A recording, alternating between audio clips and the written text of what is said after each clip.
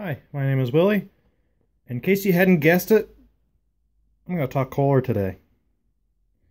Got some spare gaskets from rebuilding the K241 on the rear mower, which I did take out for a test run, by the way, with the battery. Didn't hook it up to the tractor yet, and it ran for a good hour. I mean, a whole tank of gas, and it didn't shut off. So I got a few spare parts, because I actually had a whole box full of new old stock parts at one time, so this is just a drop in the bucket compared to what I had.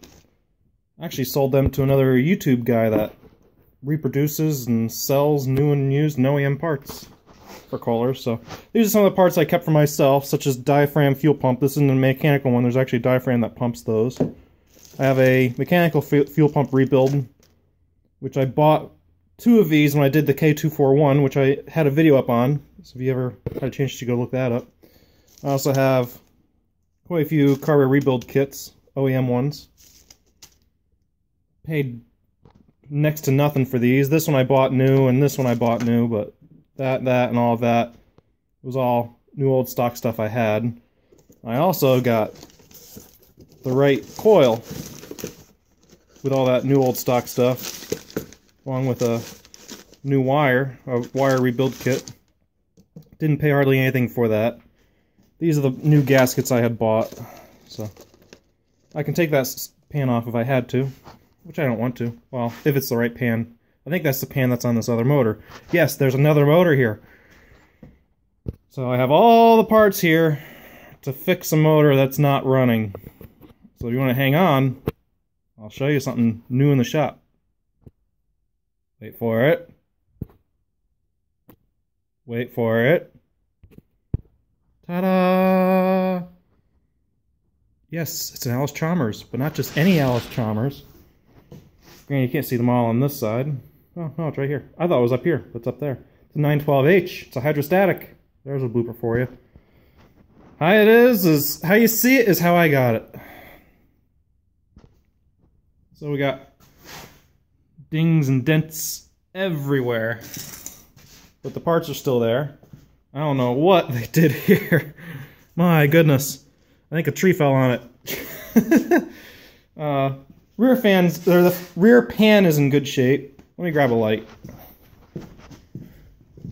But yeah, it's been taken care of within reason. It hasn't really sat outside. It's not all rusty or beat up from sitting outside for 10 or 15 years untouched. This thing was actually being used to cut grass up till 2 years ago. If we look back here, all the original pins are still back here. They haven't been taken out. I don't even think this thing's had a yard cart on it because there's still paint on the hitch, even inside where the recesses are for the pins. And if you look at that, it's a hydrostatic, which is always good. This will be my my first new to me Simplicity hydrostatic. Now the outside first appearances aren't too bad. Beat up, but not too bad. Let me get her opened up. And it still has the right motor in it, the 12 horsepower Kohler. The muffler doesn't seem to be in too bad a shape. Nothing's rattling in it. So that's always good. And it still has the elbow here, which I know those things are hard to find, few and far in between. So as I said, this was run 2 years ago and it just would not start. It had starter issues. So we'll see what's wrong with the starter, and I know I'm going to have to clean out the tank and the carburetor because it would have seen that ethanol fuel. This is from New York, and it got moved to Pennsylvania, and it was run for a few years, and then it just sat. The guy put it up for sale, and I hopped on it pretty darn quick because the guy did not ask a lot of money. I know those lights aren't common, and the Kohlers aren't common, and this 12 horse, which is a little bit nicer, and the hydrostatics aren't very common. So I hopped on that pretty darn quick. Wanted to get out there and grab it the day I saw it, but didn't have a truck at the time. Lift bar is not in the best of shape, but I could probably clean that up if I had to. I have a deck for it, but the deck is beat up more than the tractor. It's got cracks in it, and I don't need the deck, honestly. It's just going to be a fun trot around tractor till I find a home light, and I'll use this for parts someday. So this is going to probably sit outside under a tarp. I'm hoping to get this thing running today because I don't think it'll take much. Let's see if I can't hold the light and the camera at the same time. It's one side unhooked. It's being stubborn. There we go. I gotta hold it because it's missing the stop. If you look in here, it's all in pretty nice shape. Nothing's missing or bent or twisted. I know the clutch mechanism down for the tensioner pulley is a little bit messed up. Actually, I should say the clutch bracket or clutch release here. There's a core 20 nut in there, and it's got a lot of slop in it. That's about all the wear I can find in there. Even the park brake still works. Looks like the hose has been replaced before. The transmission's topped off with fluid. The beveled gearbox has been serviced at one time because you can see there's some silicone in there. It's tight as can be. There's little to no play in here. Let's see if I can't get this on camera. That's it. Really not that bad. And that could even be play. I can hear some rapping noises. I don't know if you can hear the ringing.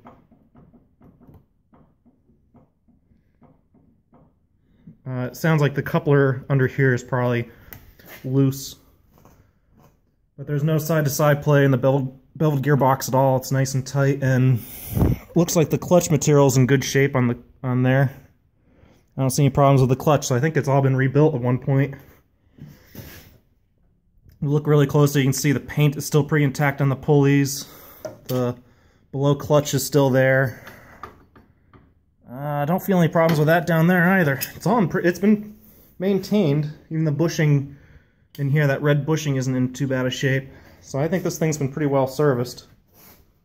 Runner boards aren't all bent up. Hydraulic lever is not totally rusted. Feels pretty good. It moves forward and backwards properly. The throttle and choke cables still work. Oops, sorry. So I'm going to pull this junk battery out and find another battery. See what we got. I know I'm going to have to cut those zip ties out of there and get all the gas out of there. I want to take the carburetor off and we'll see what we got as for compression and spark. I'm not going to get a video of disassembling that because that's just a few bolts. They're not really all that difficult to get off. And there's plenty of videos on disassembling engines as it is. So I'm going to put you guys away for a half an hour or so while I go through that. Half an hour for me, but a few seconds for you. Hopefully you're enjoying the video so far. So hang in there. Be right back. Okay, got our battery in. And I just did a quick test snap of the starter. I put some oil back on the splines for the Bendix back here, so that moves freely. It's a little bit sticky, so I just put some fluid film back there on the spline, so I'll ride a little bit back and forth a little bit better.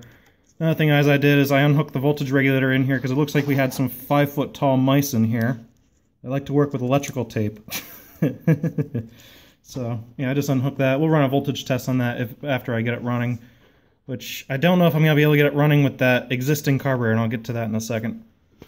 Next thing I did, once I got that on there and the engine does turn over, I pulled the plug out. I shot some WD-40 in there. I didn't turn it over, I just bumped the starter. I didn't want to turn it over dry.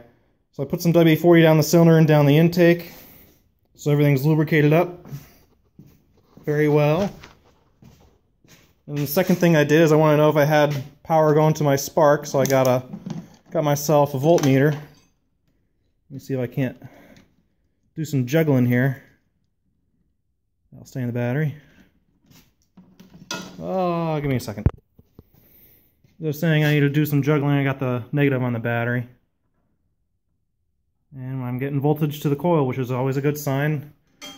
And if we look really closely, once I get a light over here, well, I'm hoping you can see that okay. Yeah, I think you can see that okay. You can see the amp meter jiggles around a little bit, so we got amperage moving, which is good. Usually says to me that the coil's not shorted out and it's still drawing some current to excite itself. So I don't think we have any problems there. You can stick the plug back in here and see if we got spark. If I can find a happy spot for it. There we go. Aw. Not always easy to do this stuff live. must be good. We got spark. We also got water. So that's good.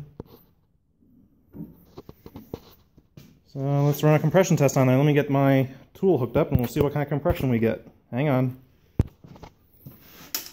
Contact.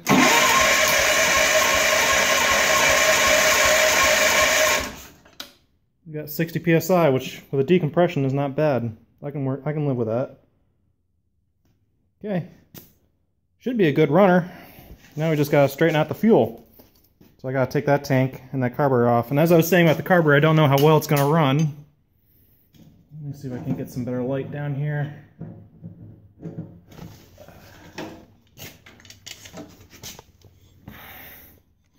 This thing's got a lot of movement in it right here. So, you can't expect miracles. I mean, the thing's from the 70s.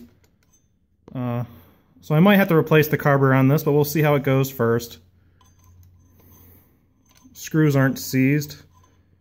As I said earlier, the choke and throttle cable work. Nothing's seized. So let's take a look at that fuel pump quick. I can grab a pair of pliers and see if we're pumping fuel. That'll be interesting. Maybe. Okay. Unhook my fuel line right here. I also unhooked my spark plug boot because we don't want to be spraying gas and shooting spark at the same time. Okay, fingers crossed.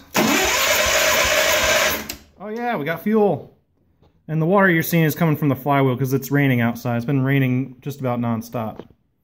And I found some rust in the muffler after all on the weld seam here. That's not a huge deal. If it runs, I'm happy. So let's get that carburetor off and get some of that stinky gas out of there. So I'll get on that and I'll turn you back on once I get the carburetor back on here, because there's plenty of videos on there rebuilding carburetors. But I'm happy the fact that I got compression and spark. That's half the battle. So hang on. Yeah, I'm back. Found out why I quit running. I feel bad for the poor little motor, because this thing, I couldn't even see the screws out here because this was all caped with dirt. Everything in here was caped in dirt because it was run without an air filter. So the emulsion tube that goes down through this intake to the main jet was just soaked in dirt. There was dirt sitting on the top up in here from all the dirt just plugged up all the ports for the low-speed jet. So I'm going to show you a little trick I have for getting this thing cleaned out, because it can be a real pain to get know if the inside of this thing's clean or not with all the little tiny holes in it. Let me see if I can't zoom in on that. Maybe I put it behind something. There we go. Those little tiny holes there can be a pain in the butt to get clean. There's some on the bottom down here, and there's some in the middle right here, and then there's some on top up here. So what I do is I have this, it'll focus on it for me, I have this Weed Whacker fuel line here, really tiny stuff. Let me see if I can't set you guys up while I do that. Maybe. Let me put that over here. Don't fall over on me. Hang in there. So we'll take this. Let me see if you can see that or not. Yes, I think you can see it. We're going to stick this over this little hose here. That'll be a nice tight fit. We'll cut that off short, a little bit short.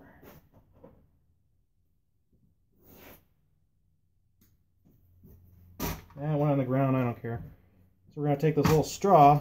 So we got the hole here. We want to get that straw, this straw right up beside that hole. So this is W40, so it's a little bit easier to get in and out. We're going to offset this thing.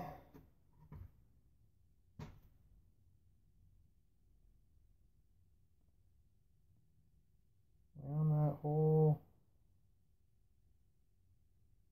I think I am. So I put the straw over top of that tip. So if all goes well, I should be able to spray this W40 and we'll see it spray everywhere.